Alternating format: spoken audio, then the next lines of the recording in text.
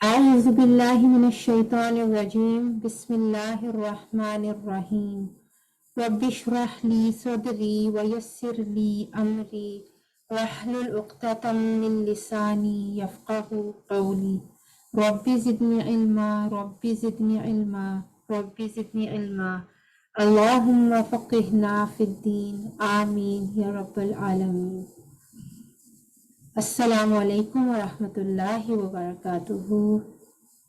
کیسے ہیں آپ؟ وعلیکم السلام ورحمۃ اللہ وبرکاتہ. وعلیکم السلام ورحمۃ اللہ. کیسے ہیں؟ آج ہمارے پاس 2 لوگ ہیں ماشاء اللہ. میں سمجھ رہی تھی آج ہمارے پاس سارا گروپ ہوگا آج واٹس ایپ پر، بٹ الحمد للہ آئی ایم شیور باقی سب جو ہماری ریکارڈنگ سن رہے ہیں وہ سنتے رہیں ہماری ریکارڈنگز. اور آج کا لیسن جو ہے وہ بہت ہی زیادہ بہت زیادہ امیزنگ لیسن ہے آج کا. اس میں ہم آج کوئی حدیث نہیں پڑھیں گے، ہم بلکہ ایک استاد اور شاگرد کے باہمی تعلق کے بارے میں جانیں گے اپنی پیاری استاذہ فرحت ہاشمی سے. تو اس لیسن میں ہم سورۃ الکہف کی آیت نمبر 60 سے آیت نمبر 82، آیت نمبر 60 to 82 اس کے ہم اپنے استاذہ سے اس کی تفسیر سنیں گے، اور اس کے لائٹ میں ہم استاد اور شاگرد کا جو آپس میں ایک ریلیشن ہوتا ہے اس کے بارے میں آج ہم جانیں گے. یہ کون سی صورت ہے جی؟ یہ سورۃ الکہف. کہف طٰہٰ صحیح ہے جی.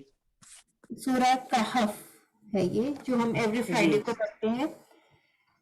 ہاں جی، اور آیت نمبر ہے 60 to آیت نمبر 82، 60 سے آیت نمبر 82 تک. ہاں جی، اور انشاءاللہ میں آپ کو آیتیں بھی ساتھ ساتھ ہم کور کرتے جائیں گے، اور آپ سنیے. پھر چلیے سٹارٹ کرتے ہیں ہم. بسم اللہ الرحمن الرحیم.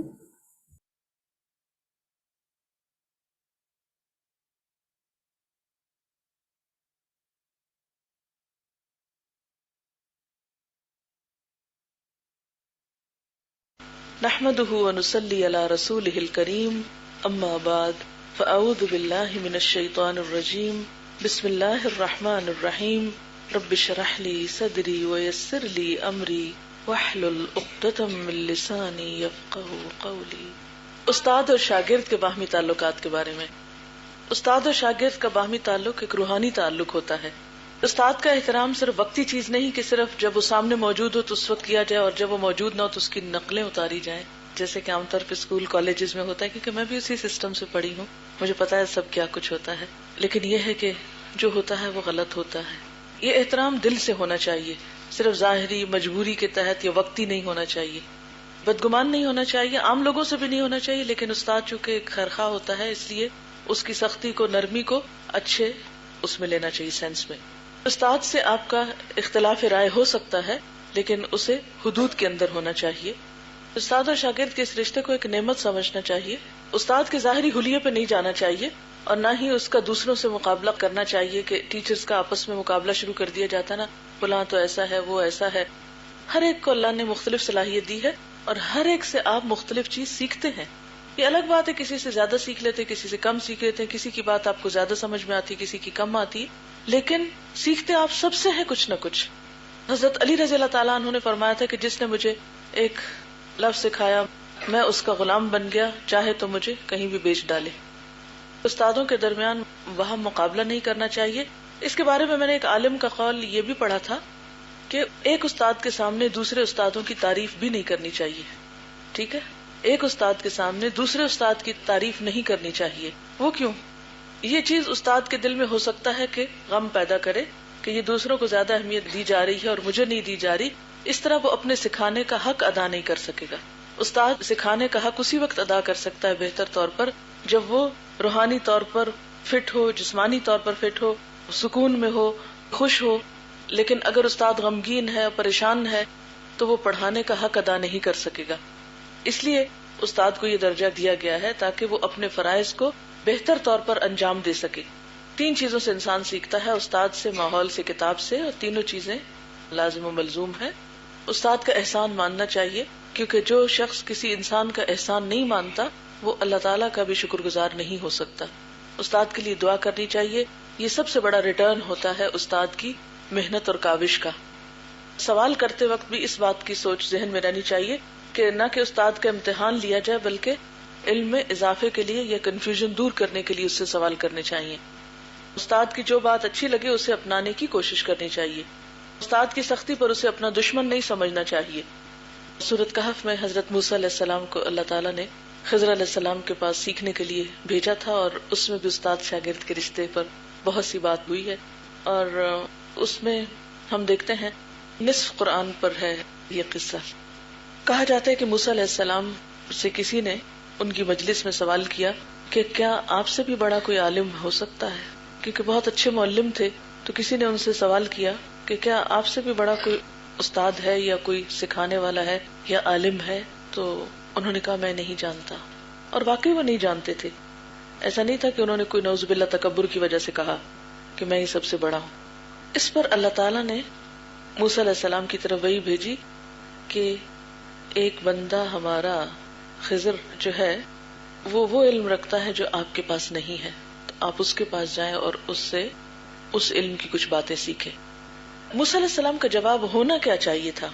یہ کہنے کی بجائے کہ میں نہیں جانتا، کیا کہنا چاہیے تھا؟ اللہ بہتر جانتا ہے.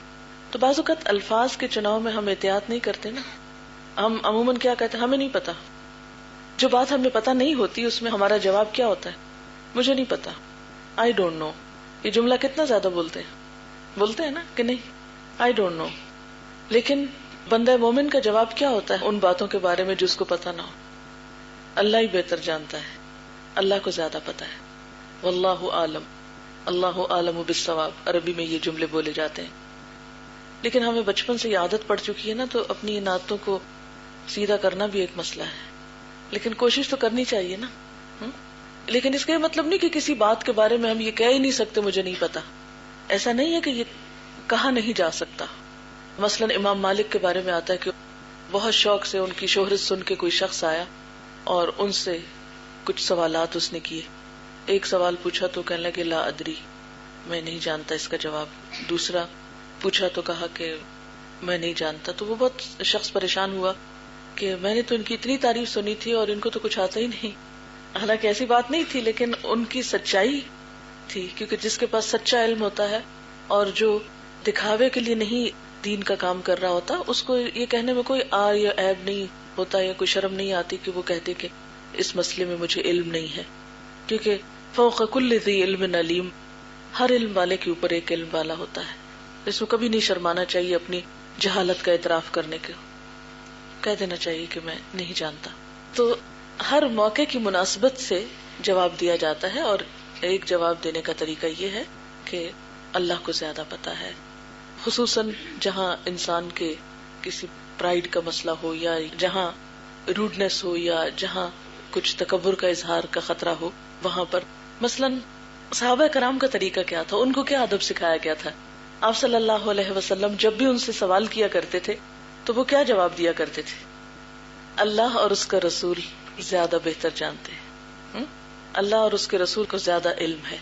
کبھی بھی انہوں نے خواہ جواب پتہ بھی ہوتا تھا تو بھی وہ اس بات کو زیادہ پریفر کرتے تھے اس وقت بتانا کہ اللہ تعالیٰ اور اس کے رسول کو زیادہ معلوم ہے.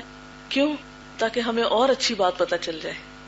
جو ہمارا علم ہے وہ تو ہمارے پاس ہے ہی، لیکن جو بات اللہ اور اس کے رسول صلی اللہ علیہ وسلم کی طرف سے آئے گی وہ تو کہیں اچھی ہوگی. اس لیے اس کو جاننے کی خاطر وہ لا علمی کا اظہار کرتے تھے. تو موسیٰ علیہ السلام کو اللہ تعالیٰ نے حکم دیا کہ وہ ایک بندے سے جا کر ملے. تو موسیٰ علیہ السلام سفر پر روانہ ہوتے ہیں، اپنے شاگرد کو اپنے ساتھ لیتے ہیں. اس شاگرد کے لیے لفظ فتن استعمال ہوتا ہے. وَإِذْ قَالَ مُوسَىٰ لِفَتَاهُ، موسیٰ علیہ السلام نے جب اپنے غلام سے کہا. فتن کا لفظ غلام کے لیے بھی استعمال ہوتا ہے، نوجوان کے لیے بھی ہوتا ہے. مراد اس سے شاگرد ہے.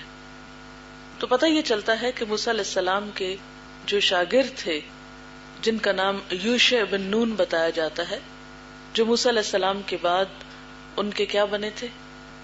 جانشین بنے تھے.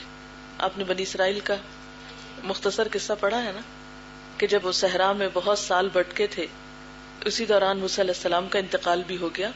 پھر ان کے بعد کون پیغمبر تھے جن کی قیادت میں انہوں نے اپنا علاقہ فتح کیا تھا؟ وہی شاگرد ہے. شاگرد کے لیے لفظ یہاں شاگرد نہیں استعمال ہوا، حالانکہ یہ پیغمبر تھے، بعد میں پیغمبری بھی ان کو ملی، پیغمبر بھی لفظ استعمال نہیں ہوا، غلام کا لفظ استعمال ہوا. تو اس سے کئی حقیقتیں ہمارے سامنے آتی. یوشع علیہ السلام جو ہے، ان کے اندر بھی کئی چیزیں جمع ہیں بیک وقت، ان کی ذات میں، شخصیت میں، اس ٹائم پر نہیں، بعد میں. مثلاً وہ موسیٰ علیہ السلام کے شاگرد بھی ہیں، جانشین بھی ہیں، اور قرآن ان کو غلام بتاتا ہے، یعنی غلامی کے سینس میں نہیں لیکن ایک معروف معنی میں، اور نوجوان بتاتا ہے، اور اس کے ساتھ یہ کہ وہ نبی بھی بنے. یہ ان کے ساتھ سفر پر روانہ ہوتے ہیں. موسیٰ علیہ السلام چلنے سے پہلے ان کو بتاتے ہیں لا ابرح حتی ابلغ مجمع البحرین او امضی حقبا، کہ میں سفر کرتا رہوں گا، پیچھے نہیں ہٹوں گا یہاں تک کہ مجمع البحرین، دو سمندروں یا دریاؤں کے اکٹھا ہونے کی جگہ پہ پہنچ جاؤں، یا میں سال ہا سال چلتا چلا جاؤں گا. حقب کہتے ہیں 70 سے 80 سال کے عرصے کو، 70 to 80 years کو حقب بولتے ہیں. وہ کہتے ہیں کہ جب تک مجھے میری منزل نہیں ملے گی میں چلتا ہی رہوں گا. اور اس کے لیے لفظ 70-80 سال بولتے ہیں، یعنی اتنا بھی چلنا پڑا تو میں چلوں گا، لیکن میں اب اپنی منزل تک پہنچوں گا. اس سے دیکھیں کہ علم کے لیے ڈٹرمینیشن کتنی ضروری ہے. ہمارا کیا حال ہوتا ہے، ہم گھر سے نکلتے ہیں، گاڑی نہیں ملی، گھر ہی بیٹھ جاتے ہیں ایبسنٹ ہو کے. کیوں؟ کل ٹیچر کو کیا بتائیں گے آ کے، وہ ہماری گاڑی مس ہو گئی تھی، اس لیے وین چلی گئی تھی، تو اس لیے ہم گھر بیٹھ گئے. اچھا، بعض اوقات کیا ہوتا ہے، بارش ہو رہی ہے تو ہم نے سوچا آج اتنی سردی ہے تو کیا جانا. یعنی چھوٹی چھوٹی باتیں، کبھی نکلے تو کوئی کام یاد آ گیا تو وہ کرتے کراتے پہنچے. لیکن جو سچا طالب علم ہوتا ہے وہ ان میں سے کسی بھی چیز کی پرواہ نہیں کرتا. تو علم کے لیے ڈٹرمینیشن بہت ضروری، کچھ ہو جائے پہنچنا ہے. او امضی حقبا، اتنا بھی چلنا پڑے تو چلوں گا. ہم سب اپنے آپ سے سوال کریں کہ ہمارے اندر اتنی ڈٹرمینیشن ہے کہ حقب چلے ہم. آپ سب اپنے لیے موسیٰ علیہ السلام کی اس مثال سے کیا سیکھیں گے؟ علم کے راستے پہ چلنے کے لیے ڈٹرمینیشن. اور اس دن آپ کو وہ حدیث سنائی تھی کہ من سلک طریقا یلتمس فیہ علما سہل اللہ لہ طریقا الی الجنہ، جو علم کے راستے پر چلتا ہے اللہ تعالیٰ اس کے لیے جنت کا راستہ آسان کر دیتا ہے. اور ساری مخلوق اس کے لیے دعائیں کرتی ہے، حتیٰ کہ چیونٹیاں بلوں کے اندر اور مچھلیاں سمندر کے اندر، اور سب اس کے لیے دعائیں کرتے ہیں جو علم کے راستے پہ چلتا ہے. اتنی بڑی خوشخبری پا کے بھی پھر ہم وہ راستہ نہ اختیار کریں، کیونکہ پیغمبروں کو یہ سب باتیں بہت اچھی طرح پتا ہوتی ہیں نا، اس لیے ان کے کردار میں وہ پختگی نظر آتی ہے جو ہم لوگوں کے اندر نہیں آتی، کیونکہ ہمیں وہ یقین ہی نہیں کہ اتنا ثواب ہے ایک کام کرنے کا. اگر ہمیں یقین ہو جائے تو ہم چین سے بیٹھے ہی نہ. اچھا، اب ہوا کیا کہ فلما بلغ مجمع بینہما نسیا حوتہما فاتخذ سبیلہ فی البحر سربا. جانے سے پہلے انہوں نے ایک اپنے ساتھ مچھلی لی تھی، اور راستے میں کیا ہوا کہ مچھلی زنبیل یا جس بکٹ میں تھی اس سے نکل کے دریا میں چلی گئی. بیسیکلی یہ اس لیے تھا کہ وہی جگہ تھی جہاں حضرت خضر سے ملاقات ہونی تھی، لیکن بھول گئے حضرت یوشع بتانے. حضرت موسیٰ علیہ السلام اس مقام پہ پہنچ کر تھوڑا سستانے کے لیے لیٹ گئے. کہتے ہیں کہ وہ چٹان کے ساتھ ٹیک لگی ہوئی تھی کہ ان کی آنکھ لگ گئی، یعنی جس سو جاتا نا بندہ بیٹھے بیٹھے ہوئے، انہوں نے سر رکھا اور ان کو نیند آ گئی. یوشع علیہ السلام جو تھے وہ دیکھ رہے تھے کہ مچھلی اچھل کے تو دریا میں جا رہی ہے اور اس کے اندر ایک ٹنل بنا رہی ہے، تو وہیں ان کو رک جانا چاہیے تھا. انہوں نے سوچا اچھا اٹھتے ہیں تو میں ابھی، کیونکہ استاد کا ایک احترام ہوتا ہے نا. یعنی اس میں کتنی بڑی حکمت ہے کہ اتنا عجیب کام ہو رہا ہے. واتخذ سبیلہ فی البحر عجبا، مچھلی نے سمندر میں عجیب راستہ بنایا. آگے آتا ہے سربا کا لفظ، یہاں پر آتا ہے فاتخذ سبیلہ فی البحر سربا. سرب کہتے ہیں سرنگ کو، کہ مچھلی جا رہی ہے اور پانی کے اندر جا رہی ہے اور دور تک ٹنل نظر آ رہی ہے. اگر ہم جیسا کو ہوتا تو ہم کہتے ٹیچر اٹھو، دیکھو دیکھو وہ مچھلی کیا کر رہی ہے. چھوٹی چھوٹی باتوں پہ ہم استاد کو جگا دیتے ہیں، ڈسٹرب کرتے ہیں، اس کا کام چھڑا دیتے ہیں اس کو. لیکن انہوں نے اتنی بڑی بات ہوئی، حیرت کی بات تھی نا کہ ایک عجیب و غریب کارنامہ ہوا اور وہاں کوئی اور تیسری مخلوق نہیں تھی کہ جس کو وہ بتاتے دیکھو کیا ہو رہا ہے، لیکن اس پر بھی وہ کیا پورے وقار کے ساتھ اور اپنا اطمینان کے ساتھ رہے. جب موسیٰ علیہ السلام اٹھے تو انہوں نے کہا کہ چلتے ہیں، آگے چلتے ہیں، ابھی تو ہمارا سفر ختم نہیں ہوا، ابھی تو ہمیں وہ مقام نہیں ملا جہاں تک ہمیں جانا ہے. تو اس پر یوشع علیہ السلام کو بھی بھول گئی بات. بعض اوقات نا اہم بات جس پہ ہم بہت ایکسائٹیڈ ہوتے ہیں بے وجہ میں ہی بھول جاتی ہے. میں تو وہ چیز بتانا ہی بھول گئی. آگے چلے گئے، چلتے چلتے چلتے ایک جگہ پہ جا کے رکے. فلما جاوزا قال لفتاہ آتنا غدانا، تو اپنے غلام سے کہتے ہیں یا اپنے شاگرد سے کہتے ہیں جاؤ ذرا کھانا لے کر آؤ. اچھا، اس سے یہ پتا چلتا ہے کہ شاگرد جو ہے وہ استاد کی خدمت کر سکتا ہے. اور یہاں پر آپ دیکھیں کہ شاگرد ایسے ہیں جو خود آگے جا کے نبی بنتے ہیں، اور ایک قائد ہیں، لیڈر ہیں، کوئی معمولی شاگرد نہیں ہے. ہمارے ہاں عموماً کیا سمجھا جاتا ہے کہ کسی کی بھی خدمت جو ہے وہ شاید محض نوکری کی بنیاد پہ کی جاتی ہے، یا یہ کہ خدمت گار لوگ جو ہوتے ہیں وہ شاید دنیا کے کوئی انوکھے لوگ ہوتے ہیں، وہ یا انسان ہی نہیں ہوتے یا ان کو انسان سمجھا ہی نہیں جاتا. حالانکہ کسی بھی لیول کا کوئی شخص دوسرے کی خدمت کر سکتا ہے. ہم اپنی تاریخ میں دیکھتے ہیں مامون الرشید اور ہارون الرشید جو تھے بادشاہ کی اولاد تھے، لیکن اپنے استادوں کے جوتے سیدھے کرتے تھے، وہ ان کی خدمت کیا کرتے تھے. لیکن اس کا یہ مطلب نہیں کہ استاد شاگرد کی پڑھائی چھڑا کے سب کام اور اسے کہے تم میری خدمت میں لگ جاؤ، یا اس کو ایک پیشہ بنا لے، یا خدمت کرانے کے لیے لوگوں کو شاگرد بنا لے. یہ مقصد نہیں ہے اس کا. ہم ہر چیز کو ایکسپلائٹ کرتے ہیں. مفاد پرستی ہر چیز میں اتنی غالب آ گئی ہے کہ ہمیں صرف مفاد یاد رہتا ہے اور دوسرے کی خیر خواہی ہم بھول جاتے ہیں. ہمارے ملک میں 2 ایکسٹریم پائی جاتی ہے نا. ایک ایکسٹریم کیا ہے کہ استاد جو ہے اس کا شاگرد سے کوئی تعلق ہی نہیں، وہ مزدور کی طرح مزدوری کرتا ہے، تنخواہ لیتا ہے، اجرت لیتا ہے، کام کرتا ہے، شاگرد آ کے فیس جمع کراتے ہیں اور بس یہی ان کا تعلق ہے. جیسے آپ نے کسی ٹیکسی پر سواری کی، ڈرائیور ٹیکسی چلا رہا ہے، اتر کے آپ نے اس کو پیسے پکڑا دیے، وہ گیا اور آپ گئے، اور اس کے بعد کوئی تعلق نہیں. عام طور پر یوں ہی لگتا ہے جیسے استاد اور شاگرد کے درمیان کوئی رشتہ رہا ہی نہیں. بعض اوقات میں لڑکیوں سے جب جیسے کالجز وغیرہ کی ملتی ہوں تو پوچھتی ہوں اچھا ٹیچرز کے نام، تو ان کہتے ہیں ہمیں تو نام نہیں آتے، ہم نے کبھی پوچھا ہی نہیں، بس وہ جو ہمیں پڑھاتے ہیں 2-4 ٹیچرز کالج میں ان کا ہمیں پتا، باقیوں کا تو ہم نہیں جانتے کون ہے. اپنے کے بارے میں بھی کچھ بہت نہیں جانتے ہوتے. یعنی کوئی ریلیشن شپ، کوئی روحانی تعلق ہے ہی نہیں، ایک مزدوری والا تعلق رہ گیا.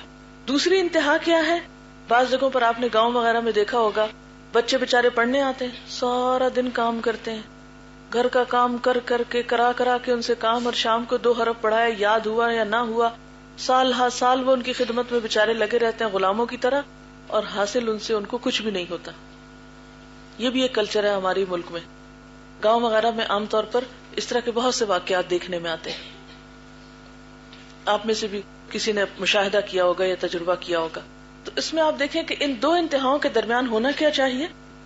استاد اور شاگرد کے درمیان ایک روحانی رشتہ ہونا چاہیے، ایک محبت اور احترام کا رشتہ ہونا چاہیے، اور ایک انٹیمیسی ہونے کے باوجود ایک ڈسٹنس بھی ہونا چاہیے تاکہ احترام پامال نہ ہو.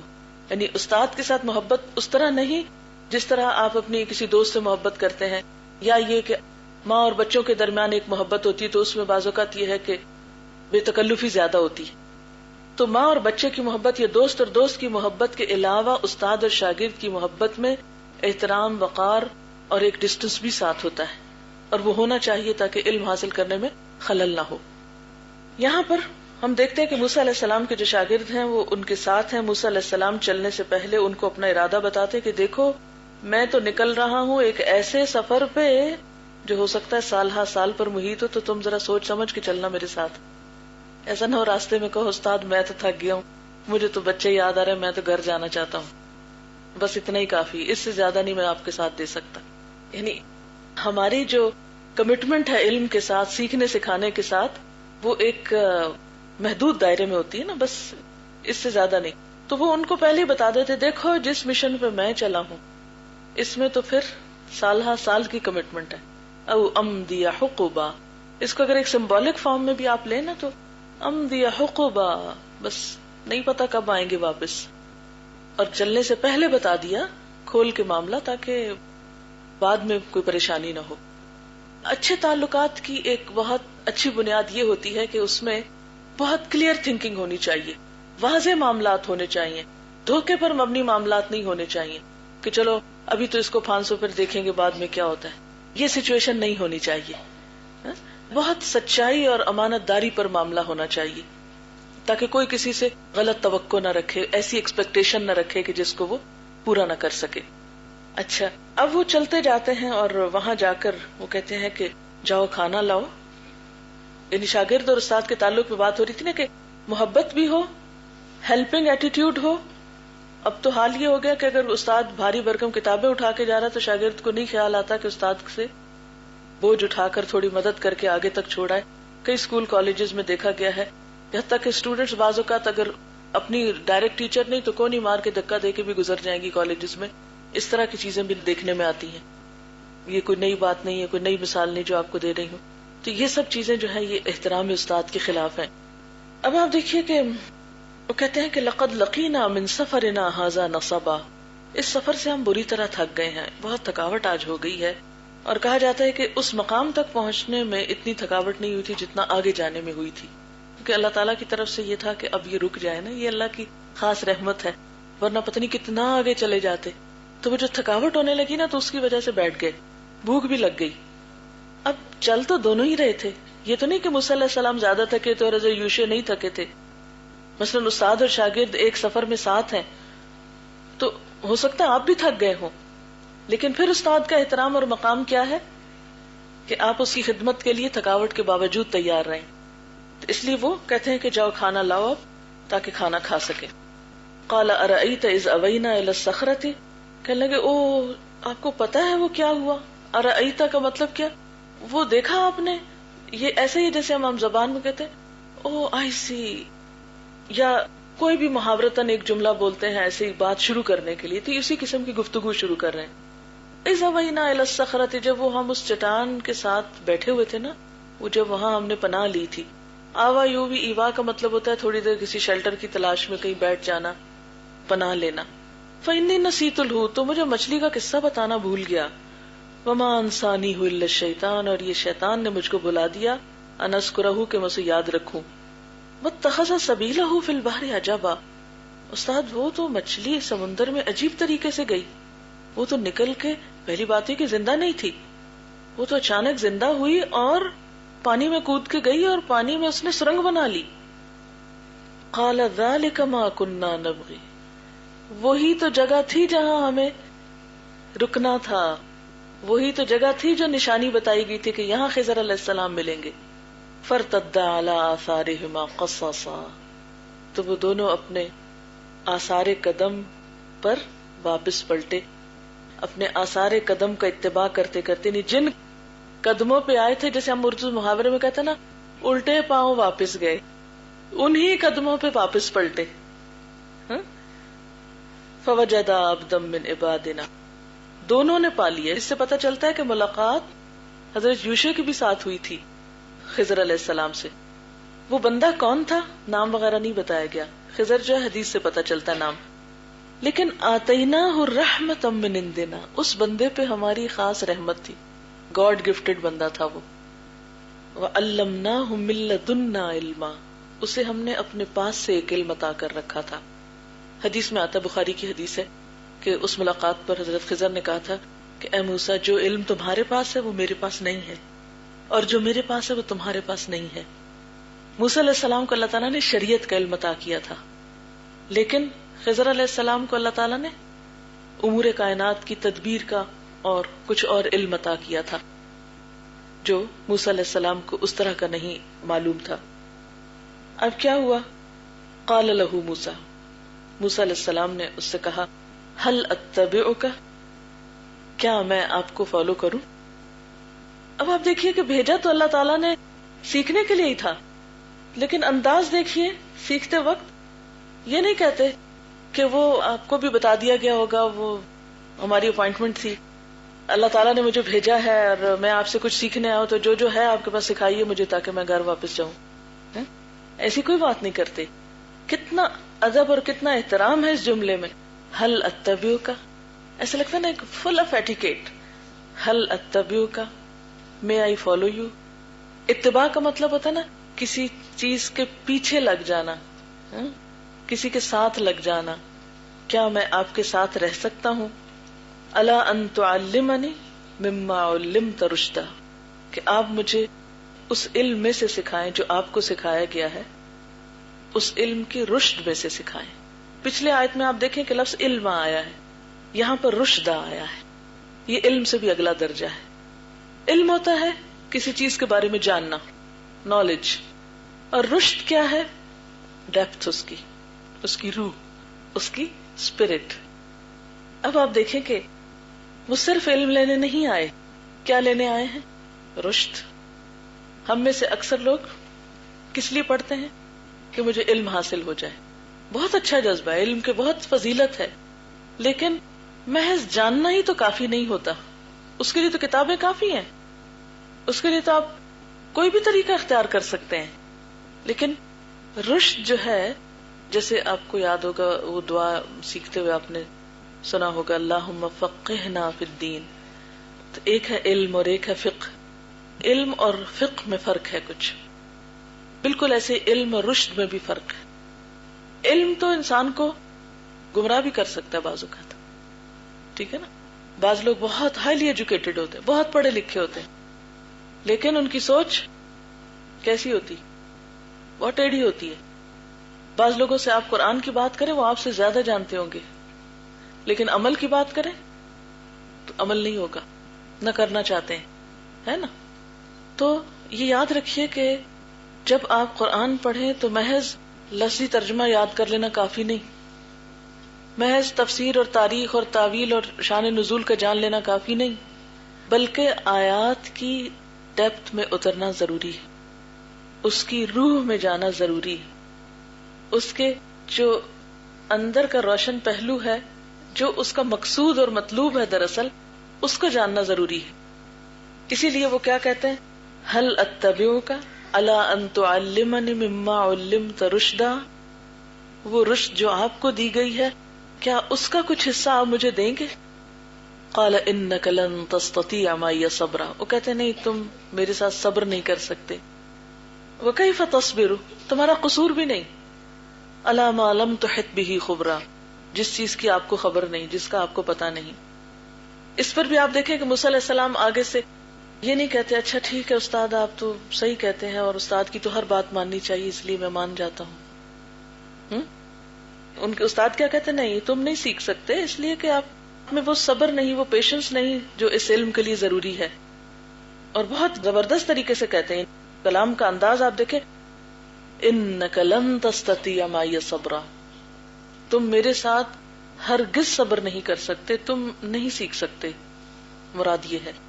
موسیٰ علیہ السلام کہتے ہیں قال ستجدنی انشاء اللہ صابرا، آپ عنقریب مجھے صابر پائیں گے، میں صبر کروں گا. پھر اپنی ڈٹرمنیشن کا اظہار کرتے ہیں. بعض اوقات ایسا ہوتا ہے نا کہ آپ کہیں ایڈمیشن لینے کے لیے جاتے ہیں تو وہ آپ کو کہتے ہیں نہیں آپ نہیں پڑھ سکتے. جب ہم انٹرویوز لیتے ہیں تو کچھ لوگوں کو ہم کہتے ہیں ابھی آپ عمر میں چھوٹے ہیں یا آپ ابھی بچے ہیں یا کچھ ابھی نہیں آپ پڑھ سکتے، پھر آپ پڑھنے کو آئیے. تو کچھ لوگ تو کہتے ہیں ٹھیک ہے، لیکن کچھ لوگ بالکل نہیں ٹلتے. وہ کہتے نہیں ہم کر لیں گے، ہم انشاءاللہ ضرور کر لیں گے، ہم ایسا کریں گے ویسا کریں گے، اور بہت ڈٹرمنیشن شو کرتے ہیں. تو حضرت موسیٰ علیہ السلام بھی کہتے نہیں میں صبر کروں گا. اور پھر ولا اعصی لک امرا، آپ کی کسی بات کی نافرمانی نہیں کروں گا. اگر آپ سے کوئی یہ سوال کرے کہ قرآن پاک میں کہاں لکھا ہوا استاد کی بات مانو، کیونکہ مثلا والدین کے بارے میں تو واضح حکم ہے نا، وبالوالدین احسانا، لیکن استاد کے لیے کہاں لکھا ہوا ہے کہ استاد کی بات کا انکار نہیں کرنا چاہیے یا نافرمانی نہیں کرنی چاہیے یا اطاعت ضروری ہے؟ تو وہ اس آیت کے آدھے حصے میں ہے، ولا اعصی لک امرا. حالانکہ انہوں نے یہ نہیں کہا تھا کہ تمہیں میری ہر بات ماننی ہوگی، خضر علیہ السلام نے نہیں کہا تھا، لیکن وہ اپنی طرف سے کہتے ہیں ولا اعصی لک امرا، میں آپ کی کوئی نافرمانی نہیں کروں گا، آپ کی ہر بات مانوں گا. اس سے کیا پتہ چلتا ہے استاد کی اطاعت کا حکم کس نے دیا ہے؟ یعنی کہاں سے ثابت ہے استاد کی اطاعت؟ قرآن ہی سے ثابت ہے. اس لیے کہ جب تک آپ اپنے آپ کو استاد کے حوالے نہیں کرتے جب تک آپ اس کی اسکیم پہ چلتے نہیں، اس کے طریقے پہ کام نہیں کرتے، تو آپ پڑھ نہیں سکتے، آپ سیکھ نہیں سکتے. ہر ایک کا اپنا طریقہ ہوتا ہے نا، اپنا انداز ہوتا ہے، اپنا سٹائل ہوتا ہے. مثلاً آپ یہ چاہیں کہ یہاں ہم آپ کو قرآن پاک تو سکھا دیں، لیکن آپ یہ کہیں نہیں ہم اتنا یاد نہیں کر سکتے. آپ چاہیں کہ 1 سال میں قرآن پاک آپ کا پورا ہو جائے، لیکن آپ کہیں ہم روز نہیں آ سکتے، تو آپ نہیں کام کر سکتے نا. اس لیے کیا ضروری ہے اس کمٹمنٹ میں؟ وَلَا أَعْصِي لَكَ أَمْرًا، میں آپ کی نافرمانی نہیں کروں گا. قَالَ فَإِنِ اتَّبَعْتَنِي فَلَا تَسْأَلْنِي عَنْ شَيْءٍ، کہا اچھا اگر میرے ساتھ چلنا ہے تو ایک بات ماننی ہوگی، سوال نہیں کرنا، بیچ میں انٹرپٹ نہیں کرنا، اینڈ میں سوال ہوں گے. کیونکہ ہوتا ہے کہ جب انسان کچھ جاننے لگتا ہے نا تو بس وہ یہ ایسا ہی جیسے آپ کو بھوک نہیں لگی تھی، لیکن اگر آپ ایک آدھ نوالا کھا لیں تو پھر کیا ہوتا ہے، وہ بھوک چھڑ جاتی ہے نا. تو بعض اوقات شروع میں جب تھوڑا علم ہوتا ہے انسان کے پاس تو انسان کی پیاس بڑک اٹھتی ہے علم کی، تو پیاس میں شدید اضافہ ہو جاتا ہے. اور آپ نے دیکھا ہوگا زیادہ پیاسے لوگوں کو پانی پیتے کیسے پیتے؟ بغیر سانس لیے ایک ہی ہلے میں سارا گلاس اتار جاتے، جو کہ سنت کے خلاف ہے. خاک کتنی بھی پیاس لگی ہو لیکن 3 سانس میں ہی پانی پینا چاہیے. بہرحال اچھا یہ کیوں منع کیا تھا؟ اس لیے کہ علم کے سیکھنے کے دوران اگر بار بار سوال کیے جائیں تو استاد صحیح طور پہ پڑھا نہیں سکتا. انٹرپشن جو ہے اس میں ڈیفیکلٹی پیدا کرتی، اللہ یہ کہ مذاکرہ ہو رہا ہو، ڈسکشن ہو رہا ہو. حتی احدث لک منہ ذکرا، یہاں تک کہ میں اس کی بات آپ کو خود بتاؤں. فانطلقا، پھر وہ دونوں چل پڑے. اس سے پتہ چلتا کہ یوشع علیہ السلام ساتھ نہیں گئے. فانطلقا کون سا صیغہ ہے؟ تثنیہ کا. وہ دونوں چل پڑے، کون؟ خضر اور موسیٰ علیہ السلام. اب اس سے یہ بھی پتہ چلتا ہے کہ اگر استاد اپنے شاگرد کو کسی کام میں کہیں ساتھ لے جاتا ہے تو اس کا یہ مطلب نہیں کہ اب اس کو ہر چیز میں اسے ساتھ رکھنا فرض اور ضروری. ملاقات کی حد تک تو یوشع علیہ السلام نے ملاقات کر لی، لیکن اس کے بعد وہ پیچھے رہ کے ہو سکتا، واپس آ کے ہو سکتا، وہیں انتظار کر رہے ہیں ان کا. یہ ہمیں قرآن پاک سے کچھ پتہ نہیں چلتا، لیکن پھر وہ چل دیتے ہیں اس کے بعد علم حاصل کرنے کا. ایک آپ نے یہ نوٹ کیا کہ یہ علم صرف کتابی علم نہیں ہے بلکہ مشاہداتی علم ہے. روانہ ہو رہے ہیں، جا رہے ہیں، اور مشاہدہ کائنات کے ذریعے یہ علم حاصل ہوگا. تو علم کے لیے جو سفر ہے اور صحبت ہے وہ بہت ضروری ہے. اور رشد جو ہے وہ محض کتاب سے نہیں ملتی، رشد صحبت سے ملتی ہے، کمپنی سے ملتی ہے. اب ہوا کیا؟ حتی اذا رکبا فی السفینۃ، ایک کشتی میں جا کے بیٹھے. خرقہا، اس کو پھاڑ دیا، اس کا تختہ اکھاڑ دیا. موسیٰ علیہ السلام چپ نہ رہ سکے. قال اخرقتہا، آپ نے اس کو پھاڑ دیا؟ لتغرق اہلہا، تاکہ اس کے رہنے والوں کو یا اس پہ سوار ہونے والوں کو غرق کر دے. لقد جئت شیئا امرا، یہ تو بہت بڑی چیز ہو گئی. قال الم اقل لک انک لن تستطیع معی صبرا، کہا میں نے کہا نہیں تھا کہ تم میرے ساتھ صبر نہیں کر سکو گے. قال لا تؤاخذنی، فوراً معافی مانگتے کہ آپ مجھے نہ پکڑیے. بما نسیت، کیونکہ میں بھول گیا اپنا وعدہ. ولا ترہقنی من امری عسرا، اور آپ میرے معاملے میں سختی سے کام نہ لیجیے. تو اس سے کیا پتہ چلتا ہے کہ شاگرد اپنے استاد کو تجاویز دے سکتا ہے. اگر کوئی بات اس کو بھول جائے، یعنی ایکسکیوز کر لے، اور اگر سمجھے کہ استاد کا رویہ زیادہ سخت ہے یا زیادہ مشکل ہے تو وہ ہمبلی ریکویسٹ کر سکتا ہے کہ آپ ایزی لینگویج استعمال کریں، یا یہ کہ آپ آہستہ بولیں، یا ان میں سے کوئی بھی ایسی چیز. فانطلقا، پھر چل دیے. حتی اذا لقیا غلاما فقتلہ، اب تو اس سے بھی بڑی بات ہوئی. ایک بچے کو دیکھا، خضر نے اس کی گردن مروڑی، اس کو مار دیا. قال اقتلت نفسا زکیۃ بغیر نفس، یہ کیا کیا؟ بغیر کسی وجہ کے ایک جان کو مار دیا. لقد جئت شیئا نکرا، یہ تو کچھ ناپسندیدہ بات ہو گئی ہے، یہ تو ٹھیک نہیں ہوا. نکرا یعنی وہ بات جس کا انکار کیا جاتا ہے. اچھا موسیٰ علیہ السلام کیوں اچانک بے ساختہ طریقے سے انٹرپٹ کر جاتے ہیں بھول کر؟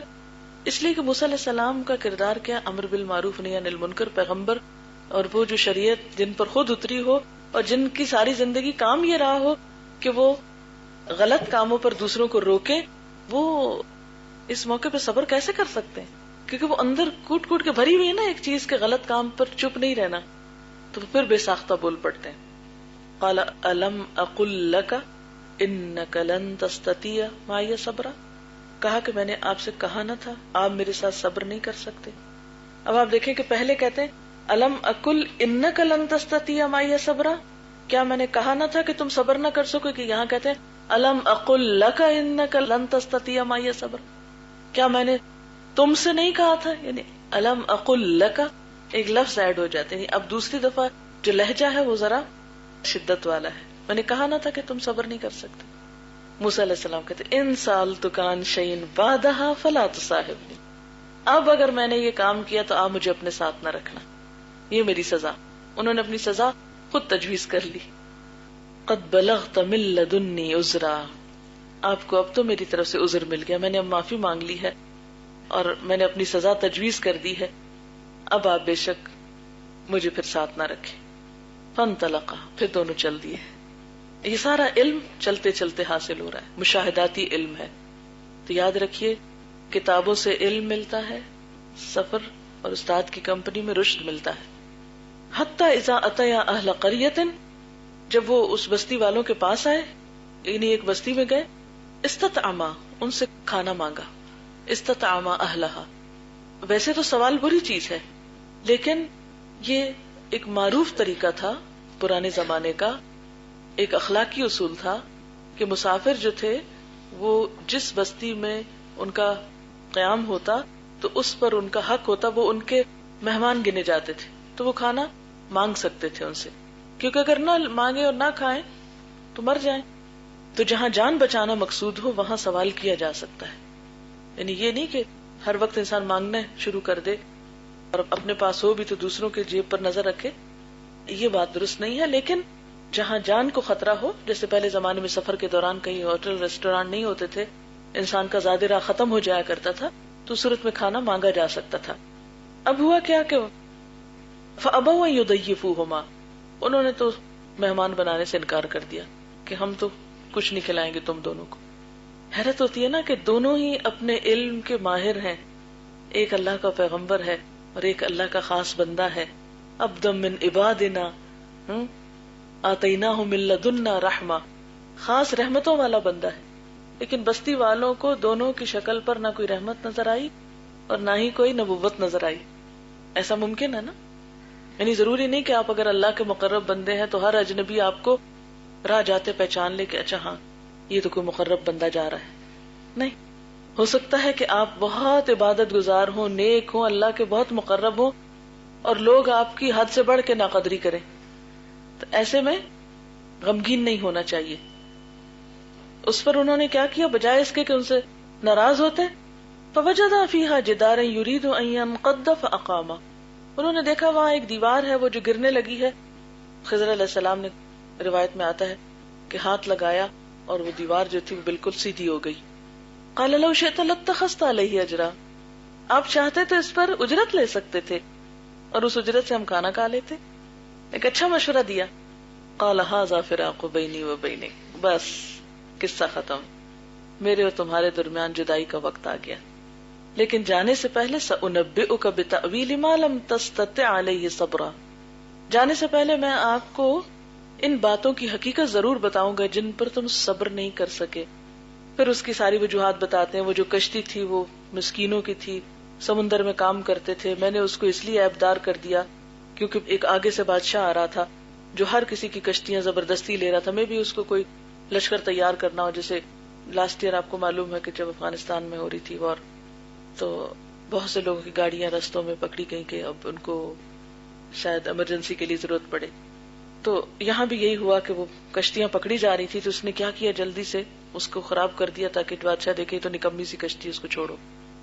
اور جہاں تک اس لڑکے کا تعلق ہے تو اس کے ماں باپ مومن تھے. ہم میں ڈر ہوا کہ یہ اپنے ماں باپ کو سرکشی اور کفر سے تھکائے گا، پریشان کرے گا، تو ہم نے چاہا کہ اللہ تعالیٰ ان کو اس بیٹے کے بدلے ایک اور بیٹا دے جو بہت پاکیزہ ہو اور بہت اخلاق کا اچھا ہو. اقرب الرحمہ، یعنی جس کے اندر صلہ رحمی کی زیادہ خو پائی جاتی ہو. اور یہ جو دیوار تھی یہ 2 یتیم بچوں کی تھی. ان بچوں کا اس کے نیچے خزانہ دفن تھا. ان کا باپ جو ہے وہ ایک نیک آدمی تھا. تو تیرے رب نے چاہا کہ یہ دونوں بچے اپنے جوانی کی عمر کو پہنچے اور اپنا خزانہ پھر نیچے سے نکال سکیں. رحمت من ربک، تیرے رب کی رحمت کی وجہ سے یہ سب کچھ ہوا. وما فعلتہ عن امری، یہ سب کچھ میں نے اپنی مرضی سے نہیں کیا، یہ تو اللہ نے مجھے کرنے کا حکم دیا تھا. جیسے فرشتوں کو حکم ہوتا ہے نا، جاؤ فلاں کی جان نکال لو، جاؤ فلاں بستی کو تباہ کراؤ. تو یہ جو کچھ ہوا رب کے حکم سے ہوا اور رحمت کی وجہ سے ہوا. پھر کہتے ہیں ذالک تأویل ما لم تستطع علیہ صبرا، یہ وہ باتیں ہیں جن پر تم صبر نہ کر سکے تھے. یہ ان باتوں کی تعبیر ہے، یا ان کے اندر جو رشد ہے، یا ان کی جو ڈیپتھ ہے، یا ان کی انڈر لائن جو میسج ہے وہ یہ تھا جو تمہیں سمجھ میں نہیں آ رہا تھا. اچھا، اب آپ دیکھیں کہ سب سے زیادہ اس علم کے سیکھنے میں کس کوالٹی کا ذکر ہے؟ صبر. ابتدا میں بھی کیا کہا؟ جب انہوں نے اجازت مانگی کہا نہیں تم صبر نہیں کر سکتے. پھر وہ کہتے نہیں میں صبر کروں گا. پھر جب وہ بے صبری کر جاتے تو وہ ان کو پھر صبر کی تلقین کرتے. پھر اس کے بعد اینڈ میں دوبارہ کیا کہتے ہیں؟ جاتے ہوئے پھر آخری نصیحت یہی کرتے ہیں یہ وہ باتیں ہیں جن پر تم صبر نہ کر سکے تھے. تو اس سے ایک بات اپنے پلے باندھ لیجئے، اگر آپ علم کے سفر پر چل ہی پڑے تو پھر سب سے زیادہ جس خوبی کا آپ کے اندر لازمی طور پر حصہ ہونا چاہیے وہ صبر ہے. جب تک وہ نہ ہو کام نہیں چل سکتا. سیکھنے کے لیے صبر ضروری ہے، علم کے لیے بھی صبر ضروری ہے، لیکن رشد کے لیے تو زیادہ ہی چاہیے. اب آپ دیکھیے کہ یہ واقعات رحمت کس طرح ہے. دنیا میں بعض اوقات نقصان ہو رہے ہوتے تو ہم کہتے ہیں ہائے ہمارے اوپر تو، ہمارے ساتھ تو بڑی زیادتی ہوگی نعوذ باللہ. حالانکہ وہ اللہ کی رحمت ہوتی ہے کہ چھوٹے نقصان میں ڈال کے بڑے سے اللہ تعالیٰ بچا لیتا ہے. پھر اسی طرح وہ لڑکے کا مارا جانا بظاہر تو مارا جانا، لیکن وہ بھی اللہ کی رحمت ہے. بعض اولادیں ماں باپ کو اتنی تکلیف دیتی ہیں، اتنی دیتی ہیں کہ زندگی دوبر ہو جاتی ہے، ماں باپ خود ان کے مرنے کی دعائیں کرنے لگتے ہیں. تو یہ بھی رب کی رحمت تھی کہ اس سے پہلے کہ وہ ان کو ستاتا اللہ نے پہلے ہی اس کو اٹھا لیا. اور تیسری تو بظاہر بھی رحمت نظر آتی ہے اور ہے بھی رحمت کہ ایک نیک انسان کی نیکیوں کا اجر صرف اس کی زندگی میں نہیں ملتا، مرنے کے بعد اس کی اولاد تک بھی اس کا اثر جاتا ہے.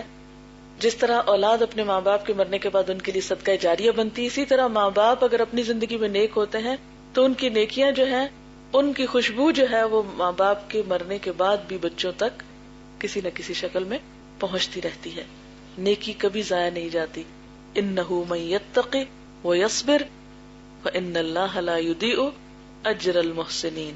جو تقوی کرتا ہے، صبر کرتا ہے، تو اللہ تعالیٰ محسنین کا اجر ضائع نہیں کرتا.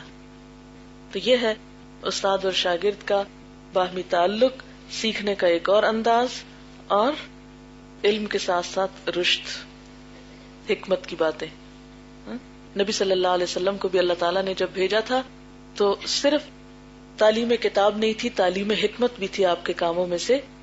ورنہ کتاب تو بذات خود ایک بہت بہترین چیز ہے اور اس کے ساتھ تزکیہ بھی تھا. تو ایک استاد کا کام تعلیم دینا بھی ہوتا ہے اور تزکیہ کرنا بھی ہوتا ہے. علم سکھانے والے کے لیے معلم کا لفظ استعمال ہوتا ہے اور رشد کے لیے مرشد کا لفظ استعمال ہوتا ہے. یہ دونوں الفاظ آپس میں انٹر ریلیٹڈ بھی ہیں، لیکن یاد رکھیے کہ علم کے بغیر کوئی مرشد نہیں ہوتا. ٹھیک ہے، مرشد کے لیے صاحب علم ہونا ضروری ہے. اور طالب علم جو ہے ایک فارمل طریقے سے پڑھتا ہے، جیسے کلاس روم ٹیچنگ جو ہے یہ ایک فارمل ٹیچنگ ہوتی ہے. لیکن کلاس روم کے باہر جو ہے جو لرننگ ہوتی ہے وہ کیا ہے؟ مرشد. اور مرید جس کو کہتے ہیں، مرید کا مطلب یہ ہوتا ہے ارادہ کرنے والا، چاہنے والا. کیونکہ کلاس روم کی حد تک تو ایک بعض اوقات کئی اغراض ہوتی ہیں علم سیکھنے کی. مثلاً کیا اغراض ہوتی ہیں؟ چلو ڈگری مل جائے گی، چلو کچھ سیکھ لیں گے، کوئی کام آ جائے گا. لیکن جو مرید ہوتا ہے وہ اغراض سے خالی ہوتا ہے، یعنی وہ لالچ سے خالی ہوتا ہے. ایک طالب علم کے سامنے کئی چیزیں ہو سکتی ہیں، لیکن وہ طالب علم جو مرید بھی ہو، وہ دراصل کیا ہوتا ہے؟ وہ سیلف لیس ہوتا ہے. اس کو اصل سچائی کو پانے کی تڑپ اور طلب ہے، اس کے لیے وہ کچھ بھی قربان کرنے کو تیار ہوتا ہے. اسی لیے دونوں میں پھر ایک لیول پہ جا کے فرق ہو جاتا ہے. لیکن ہمارے ہاں پھر دو ایکسٹریمز پائی جاتی ہیں نا، کہ بعض اوقات پیر و مرشد کا تعلق قائم ہو جاتا ہے، مرید اور مرشد یا پیر اور مرید کا، لیکن علم سے خالی، یا یہ کہ اس میں وہ اصل مقصد پیچھے رہ جاتا ہے اور شخصیت پرستی شروع ہو جاتی ہے. یہ چیزیں پھر درست نہیں رہتی. سمجھ میں آئی بات کہ نہیں آئی؟ اس میں سیکھنے کے پروسیجر میں بھی صبر ہے، وقت کو صحیح استعمال کرنے میں بھی صبر. 3 طرح کا ہوتا ہے نا، اچھی چیز پانے کے لیے، ناپسندیدہ چیز پر نیگیٹو ریئیکشن کو روکنے کے لیے، اور غم اور دکھ کے مواقع پر بھی. سیکھنے میں آپ دیکھیے کہ جب آپ مثلا سیکھ رہے ہیں، اب اس وقت سیکھ رہے ہیں، ہو سکتا ہے آپ میں سے کسی کو بہت بھوک لگی ہو اس وقت، ہے نا، کسی کو نیند آئی ہو، کسی کو کوئی بہت ضروری کام ہو پیچھے اور وہ وقت گن رہا ہو کتنے منٹ ہے. لیکن ان ساری مجبوریوں کے باوجود اگر وہ بیٹھا ہے تو اس کا یہ بیٹھنا کیا ہے؟ دراصل صبر ہے. ٹھیک ہے نا. اور اسی طرح یہ ہے کہ بعض اوقات استاد سے ڈانٹ پڑ جاتی ہے، بعض اوقات نمبر کم آ جاتے ہیں، بعض اوقات تو وہ غم یا مایوسی اور پریشانی کی کیفیت آ جاتی ہے. تو ایسے میں انسان کے یہ تو ڈانٹتی ہی رہتی ہے، ہم نے نہیں آنا کل یہاں، ہم نہیں یہ سب سن سکتے، ہم تو اتنے عزت والے لوگ ہیں، یہ ہمیں کیا سمجھا ہوا ہے، اور وغیرہ وغیرہ. یہ جو اس طرح عام طور پہ تبصرے ہوتے ہیں. تو جو شخص مائنڈ کر جائے استاد کی بات کو اور استاد کی ڈانٹ کو اور استاد کی ناراضگی کو، وہ پھر نہیں سیکھ سکتا. یعنی یہ تعلیم کے ساتھ ڈسپلن کو قائم کرنا ایک ضرورت ہے. آپ صلی اللہ علیہ وسلم انتہائی مہربان تھے، انتہائی مشفق تھے، لیکن بعض مواقع پر آپ نے سخت الفاظ بھی استعمال کیے ہیں لوگوں کی تربیت میں، جہاں خاص طور پر آپ نے غلطی دیکھی. مثلا ایک شخص نے گالی دی تو آپ نے کہا کہ انک امرؤ فیک جاہلیہ، تم ایسے شخص ہو کہ تم میں ابھی تک جاہلیت باقی. یعنی ڈانٹ کے الفاظ بھی ہیں آپ کی تعلیم میں، اگرچہ آپ بے حد رحمت اور شفقت کرنے والے معلم تھے. تو استاد کی جو ڈانٹ ہے یا ماحول کی جو بازو کا سختی یا ناگواری ہے یا طویل اوقات کا ہونا ہے یا بھوک پیاس کا برداشت کرنا ہے، یہ سب چیزیں صبر میں آتی ہیں. ان سب کے باوجود اپنے مشن پر ڈٹے رہنا، قائم رہنا، چلتے رہنا جو ہے، اسی کا نام صبر ہے. یعنی صبر کا مطلب ہوتا ہے اپنے آپ کو روک لینا. یعنی کچھ ہو جائے، دنیا ادھر کی ادھر ہو جائے، جو کام میں نے کرنا ہے کرنا ہے. دیکھیں، ہمیں اپنا اخلاق ہر ایک کے ساتھ اچھا رکھنا ہے. ٹھیک ہے نا. جس کو استاد کا نام مل گیا نا، بس وہ قابل احترام ہے اپنے علم کی وجہ سے. باقی رہا اس کا عمل، وہ اس کا اور اس کے رب کا معاملہ ہے. ٹھیک ہے. لیکن اگر ہم بد اخلاقی اور بدتمیزی کریں گے تو اس سے دین بدنام ہوگا نا. اور پھر یہ ہے کہ پورے ہمارے ملک میں یا ہمارے اس وقت حالت ایسی ہے نا کہ لوگوں میں اچھائی برائی کی پہچان مٹتی جا رہی ہے نا. تو اس لیے ایکسکیوز کر دینا چاہیے کہ ہمیشہ دوسرے کو بینیفٹ آف ڈاؤٹ دینا چاہیے. اس کو پتہ نہیں ہوگا نا، اس وجہ سے اگر ان کو پتہ چل جائے تو شاید ایسا نہ کریں. یہ ایک دعا بھی سکھائی گئی ہے، اللہم الہمنی رشدی، اللہ مجھے الہام کر میرا رشد. یعنی اس کا مطلب یہ ہے کہ جیسے آپ علم حاصل کر لیتے ہیں، پھر اس کے اندر جو رشد ہے وہ اللہ تعالیٰ آپ کے دل میں ڈالتا ہے. علم کے اگلے مرحلے پر وہ آپ کو ملتی ہے. وَأَعِذْنِي مِن شَرِّ نَفْسِي، اور مجھے میرے نفس کے شر سے بچا. انشاءاللہ آپ قرآنی اور مسنون دعائیں پڑھیں گے تو اس میں یہ دعا موجود ہے. اصحاب کہف، اس سے پہلا واقعہ جو ہے سورۃ کہف میں، اس میں وہ بھی یہی دعا مانگتے، ربنا آتنا من لدنک رحمتا وہیئ لنا من امرنا رشدا. یعنی معاملے کی حقیقت اور تہ تک پہنچنا سکھا ہم کو. لکھا ہے کہ best way to gain the right knowledge is student should only use his mind in learning from the teacher and should be mindless on every other thing, bad اور انسلٹنگ ریمارک. یعنی مرشد کی term جو ہے کوئی غلط term نہیں ہے، پیر لفظ جو کہ برا لفظ نہیں ہے، مرید لفظ جو ہے یہ کوئی خراب چیز نہیں ہے. کیوں لوگوں نے اس کو بہت آکورڈ بنا لیا ہے، یعنی سمجھ لیا ہے؟ کیونکہ کچھ لوگوں نے ان الفاظ کو ایکسپلائٹ کیا ہے، ان لفظوں کا سہارا لے کر لوگوں کو دھوکہ دیا ہے. بعض اوقات اس سے یہ لفظ جو ہے بدنام ہو گئے. جیسے آج کل ہمارا دین لوگوں نے بدنام کیا ہوا ہے، دہشت گرد اور پتہ نہیں کیا کیا ہمیں کہتے ہیں. اسی طرح معلم، یعنی ایک شخص جو ہے معلم ہونے کے ساتھ ساتھ مرشد بھی ہو سکتا ہے، لیکن جو معلم نہیں وہ مرشد بھی نہیں ہو سکتا. ٹھیک. اور مرید کا مطلب کیا ہے؟ خالصتاً اللہ کی رضا کے لیے علم و حکمت چاہنے والا، اس کی اور کوئی غرض نہیں. دیکھیں نا، کچھ لوگوں کے علم حاصل کرنے کی غرض کیا ہوتی ہے؟ دنیاوی مفاد. اور کچھ لوگ اللہ کی رضا کے لیے کرتے ہیں، کچھ آخرت کے لیے کرتے ہیں. تو جو مرید ہوتا ہے نا، یعنی طالب علم کے ساتھ ساتھ، یعنی یہ دونوں ایک دوسرے کے اپوزٹ نہیں ہے. جو طالب علم ہونے کے ساتھ مرید ہے تو اس کا مطلب یہ ہے کہ وہ سیلف لیس شخص ہے، اس کو صرف اپنے مقصد یا ایم سے غرض ہے، اس کو اور کسی دوسری چیز سے غرض نہیں ہے. وہ علم کی ڈیپتھ میں جانا چاہتا ہے، علم و حکمت چاہتا ہے، محض نالج یا ڈگری نہیں چاہتا. کچھ لوگوں کی غرض علم حاصل کرنے سے کیا ہوتی، سرٹیفکیٹ مل جائے، نمبر اتنے ضرور آنے چاہیے. کیونکہ طالب علم جو اللہ کی رضا کے ارادے سے آیا ہے، علم کی موتی چننے کو آیا ہے، اس کو اس سے اتنا فرق نہیں پڑتا کہ نمبر کتنے آئے ہیں. ٹھیک ہے نا، وہ اس کی کمی بیشی پر دل نہیں چھوٹا کرتا. تو یہ اپنے آپ کو خود پہچان لیجئے کہ آپ کیا کرنے آئے. سبحانک اللہم و بحمدک نشہد ان لا الہ الا انت نستغفرک و نتوب الیک. والسلام علیکم و رحمۃ اللہ وبرکاتہ. السلام علیکم ورحمۃ اللہ وبرکاتہ. ماشاءاللہ آہستہ آہستہ ہمیں اور بھی لوگوں نے جوائن کر لیا، باقی سسٹرز نے بھی، جزاک اللہ خیر.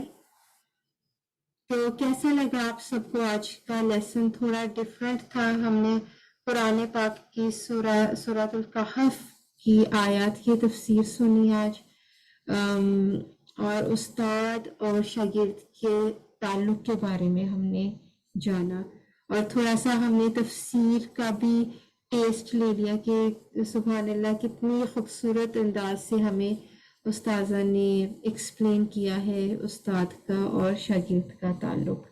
تو میں چاہتی ہوں آپ میں سے کوئی بات کرنا چاہتا ہے اس ٹاپک کے بارے میں. اور آج آپ کا کوئز نہیں ہے کیونکہ ہمارا لیسن ماشاءاللہ کافی لینتھی تھا. تو اگر آپ میں سے کوئی بات کرنا چاہتا ہے، کوئی اپنی ٹیچر کے بارے میں، کوئی ٹیچر جو آپ کے مائنڈ میں ہو، سم تھنگ اس ٹاپک سے ریلیٹڈ، اینی تھنگ اگر آپ میں سے کوئی شیئر کرنا چاہے تو اپنے آپ ہاتھ ریز کیجیے. کوئی ایسی بات جو آپ کو اچھی لگی ہو.